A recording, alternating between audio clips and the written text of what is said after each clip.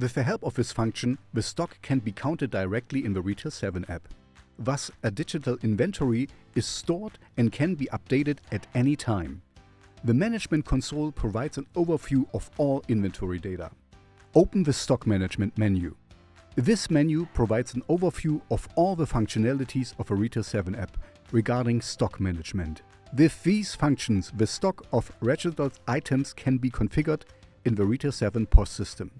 In addition, the stock must be set up in the management console under Menu Masterdata Stock Management. For more information, see the section Stock Management. Select Inventory Count. Click on New Inventory and OK. You can also select an existing inventory from the list. Then follow the steps given in the instructions. Enter the item number or name and select the item from the list. The item number is assigned only once in the system. Therefore, all items are uniquely assigned. In addition, all item names are uniquely assigned so that they can be recognized directly.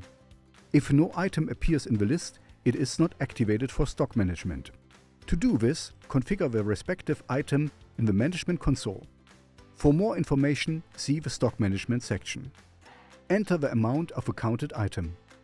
Click on Add. Once you have added all the counted items, go to the item list and then Save.